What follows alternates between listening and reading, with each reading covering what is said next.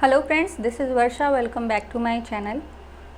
Hostel warden के syllabus में आज का टॉपिक है बाल अधिकार संरक्षण आयोग अधिनियम 2005। तो इसके नाम से ही आप समझ गए होंगे कि ये टॉपिक किस पर रहने वाला है, बालकों के अधिकार पर, ठीक है, और उनके संरक्षण पर ये आयोग बनाया गया था सन 2005 में। इसका उद्देश्य देख लीजिए कि बालक अधिकारों के संरक्षण के लिए राष्ट्रीय आयोग और राज्य आयोगों और बालकों के विरुद्ध अपराधों के अतिक्रमण के त्वरित विचारण के लिए, मतलब तुरंत उनका जो सॉल्यूशंस है वो निकाला जाए, तुरंत कार्यवाही की जाए। इसके लिए बालक न्यायालयों का गठन तथा उससे संबंधित और उसके आनुषंगिक विषयों का उपबंध करने के लिए ये अधिनियम बनाया गया, ठीक है। इसकी PDF आपको टेलीग्राम चैनल पर मिल जाएगी। एंड प्लीज़ चैनल को लाइक, शेयर एंड सब्सक्राइब ज़रूर करें, ज़्यादा से ज़्यादा शेयर करिए जिससे लोगों के पास में चैनल पहुंच जाए, ठीक है। इसकी हिस्ट्री थोड़ा सा देख लेते हैं कि भारत ने 1990 में हुए संयुक्त राष्ट्र महासभा के शिखर सम्मेलन में भाग लिया। कौन से सन में? 1990 में संयुक्त राष्ट्र महासभा के शिखर सम्मेलन में, जिसका उद्देश्य था कि बालकों के जीवित रहने, संरक्षण और विकास के संबंध में एक घोषणा की गई।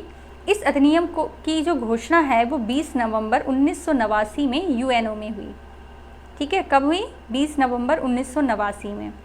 भारत ने, ये बहुत इंपॉर्टेंट है, भारत ने 11 दिसंबर 1992, 11 दिसंबर 1992 को हुए बालक अधिकार संबंधी अधिनियम को स्वीकार किया। जहाँ पर ये अधि करके 0 बना है वो उसका मतलब अधिनियम है, ठीक है। तो भारत ने कब इस अधिनियम को स्वीकार किया? 11 दिसंबर 1992। ये बहुत इंपॉर्टेंट लाइन है।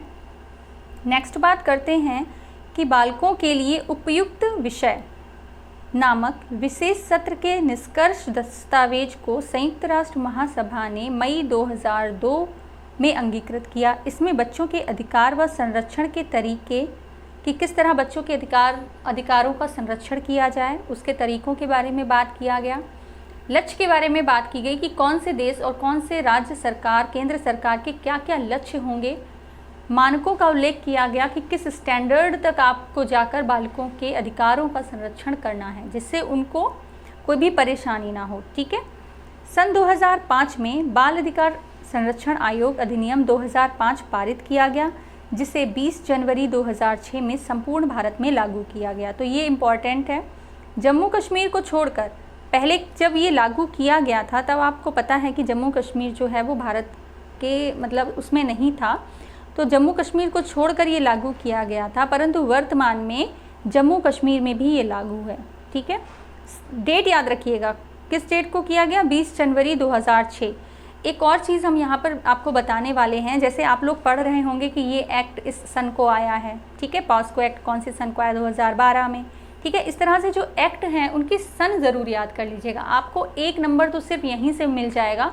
क्वेश्चन आ जाएगा कि बाल अधिकार संरक्षण आयोग अधिनियम कब पारित किया गया, ठीक है, भारत में कब लागू हुआ। तो ये जो डेट हैं इनको ज़रूर याद रखिएगा।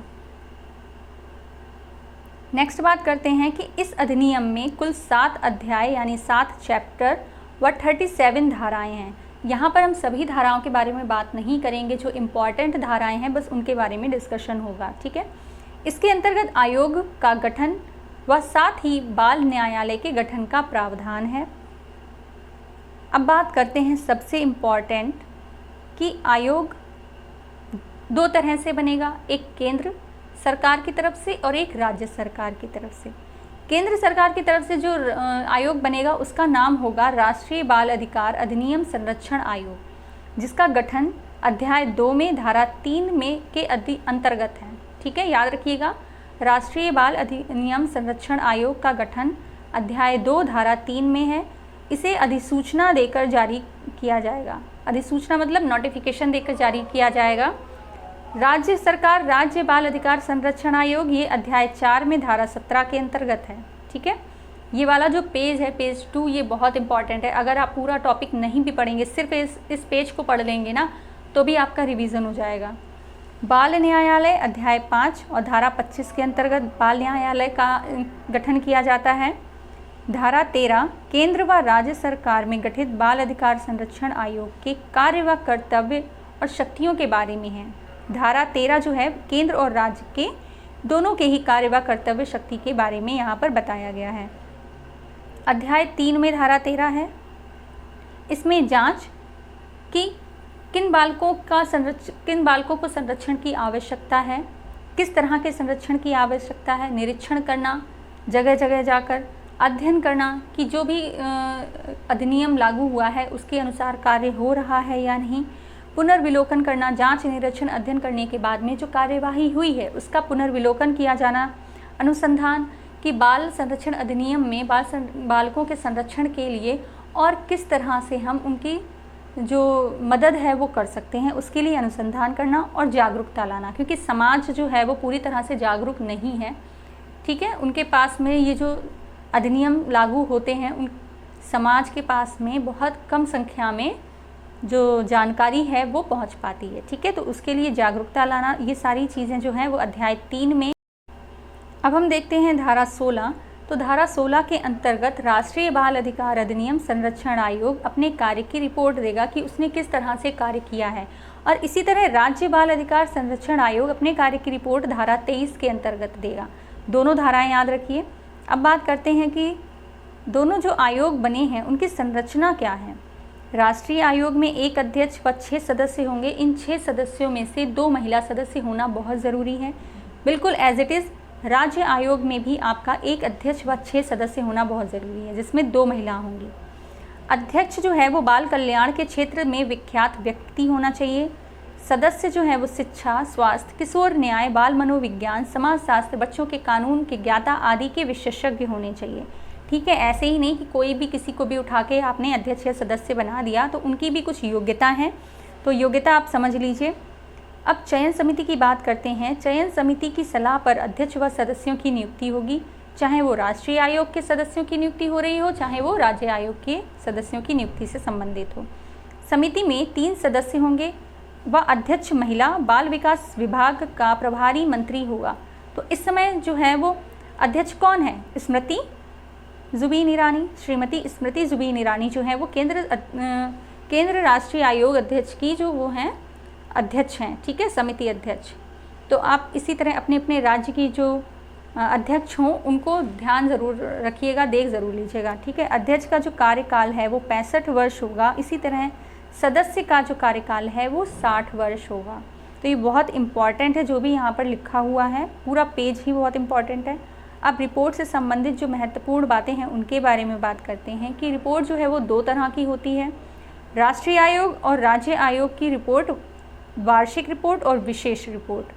कौन से 2 तरह की होती है? वार्षिक रिपोर्ट जो पूरे वर्ष में कार्य का विवरण देती है, और विशेष रिपोर्ट होती है प्रत्येक कार्य का विवरण देना। ठीक है, राष्ट्रीय आयोग की रिपोर्ट धारा 16 के अंतर्गत है, अभी हम पहले पढ़ चुके हैं। तो राष्ट्रीय आयोग रिपोर्ट में 2 तरह की रिपोर्ट होती हैं। जो राज्य सरकार में जो घटनाएं होती हैं, जो बाल संरक्षण आयोग से संबंधित कार्यवाही होती हैं, उनकी रिपोर्ट राज्य सरकार जो है वो केंद्र सरकार को ही तो देगा। तो केंद्र सरकार, राष्ट्रीय आयोग में 2 तरह की रिपोर्ट आ जाती हैं, एक तो केंद्र सरकार से संबंधित और राज्य सरकार से संबंधित। तो केंद्र सरकार वाली जो रिपोर्ट है वो लोकसभा और राज्यसभा में दिखाई जाएगी, एंड राज्य सरकार से संबंधित जो रिपोर्ट है वो विधानसभा और विधान परिषद। कहीं कहीं पर एक ही चीज़ है, तो उससे आप ध्यान रखिएगा। राज्य आयोग की जो रिपोर्ट है वो धारा 23 के अंतर्गत है। इसमें भी पहले वो विधानसभा विधान परिषद को अपनी रिपोर्ट दिखाएगा। ठीक है, रिपोर्ट याद रखिएगा 2 तरह की होती है, एक वार्षिक रिपोर्ट और विशेष रिपोर्ट। और धाराएं ज़रूर याद रखिएगा क्योंकि बहुत लिमिटेड धाराएं इसमें करा रहे हैं। धारा 25 जो है वो बालकों के अधिकारों के उल्लंघन के मामलों में त्वरित विचारण के लिए बालक न्यायालय का गठन किया जाए, इससे संबंधित है। ठीक है, बालक न्यायालय के गठन से संबंधित कौन सी धारा है? धारा 25 है। हाई कोर्ट के जो चीफ जस्टिस होते हैं उनकी सलाह पर राज्य सरकार बाल न्यायालयों का गठन करेगी। प्रत्येक जिले में कम से कम 1 न्यायालय का गठन होगा। जिले में अगर बाल न्यायालय नहीं बन पा रहे हैं तो जो सत्र न्यायालय चल रहे होते हैं, सेशन कोर्ट जो हमारे होते हैं, उन्हीं को बालक न्यायालयों में परिवर्तित कर दिया जाएगा। ठीक है, धारा 26, इसमें विशेष लोक अभियोजक की नियुक्ति राज्य सरकार करेगी। लोक अभियोजक कौन होगा? जिसने 7 वर्ष से अधिक या 7 वर्ष तक अधिवक्ता के रूप में कार्य किया हो।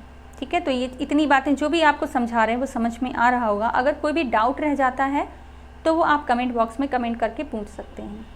अब यहाँ पर बात करते हैं, हमने बताया था कि टोटल आपके अध्याय 7 हैं। ठीक है। चैप्टर 7 है, उन सभी चैप्टर्स के बारे में डिस्कशन करेंगे कि किस चैप्टर में क्या क्या चीज़ें हैं। तो अध्याय 1 में आपका संक्षिप्त नाम, क्या संक्षिप्त नाम है? बाल अधिकार संरक्षण आयोग अधिनियम 2005। विस्तार की किस तरह इसको बढ़ाया गया, पूरे भारत में लागू किया गया। मूल अधिनियम में जो था वो आपका जम्मू कश्मीर नहीं शामिल था, बट जो वर्तमान में आपका जम्मू कश्मीर भी शामिल है, ठीक है। प्रारंभ कब हुआ इसका और क्या क्या परिभाषाएं हैं, उनसे संबंधित जो बातें हैं वो अध्याय 1 में हैं।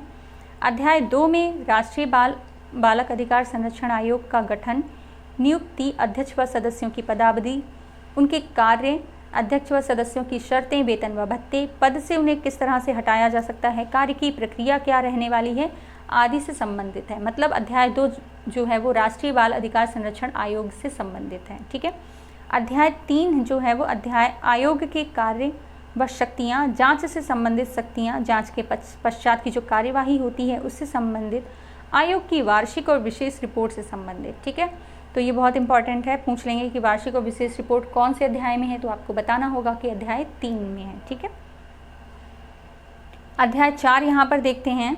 तो अध्याय 4 में राज्य बाल अधिकार संरक्षण आयोग का गठन, अध्यक्ष सदस्यों की नियुक्ति, उनकी पदावधि, सेवा की शर्तें, वेतन और भत्ते, वार्षिक व विशेष रिपोर्ट आदि से संबंधित जो है वो अध्याय 4 जो है वो पूरा राज्य सरकार से संबंधित है, जिस तरह अध्याय 2 था राष्ट्रीय आयोग से संबंधित।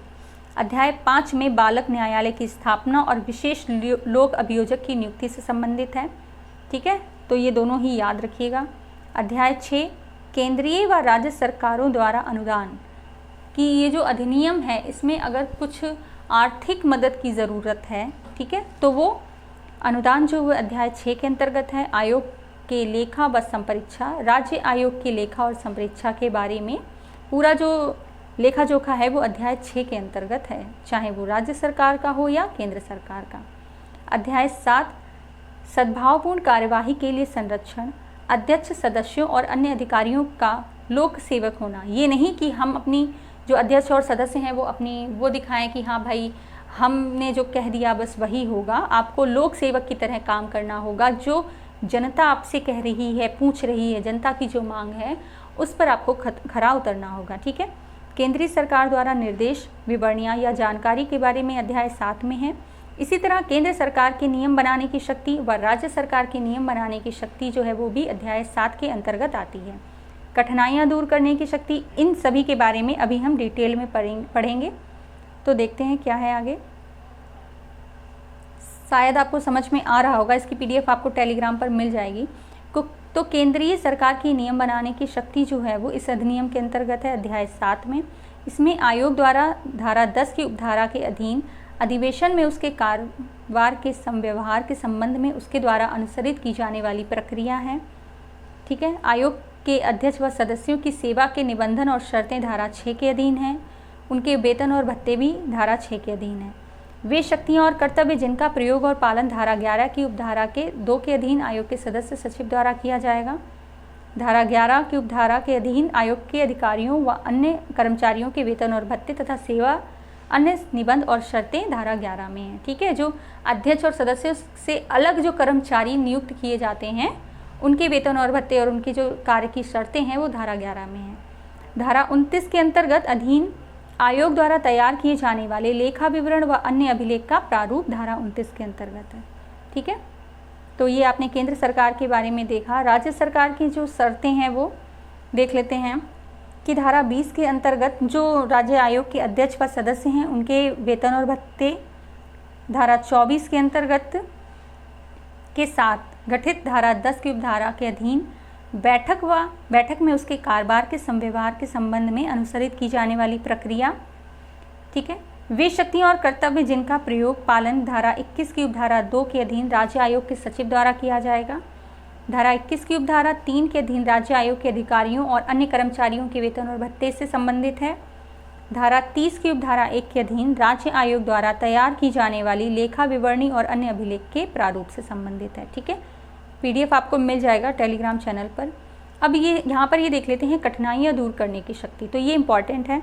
यदि इस अधिनियम के उपबंधों को प्रभावी करने में कोई कठिनाई उत्पन्न होती है, मतलब ये जो अधिनियम बनाया है उसके जो कार्य हैं, उसकी जो शक्तियाँ हैं, उसको लागू करने में अगर कठिनाई उत्पन्न होती है तो केंद्र सरकार राजपत्र में प्रकाशित आदेश द्वारा ऐसे उपबंध कर सकेगी जो इस अधिनियम के उपबंधों से असंगत ना हो, जो कठिनाई को दूर करने के लिए आवश्यक प्रतीत हो। ठीक है, तो कठिनाइयाँ दूर करने की शक्ति किसके अंतर्गत है? केंद्र सरकार के अंतर्गत है।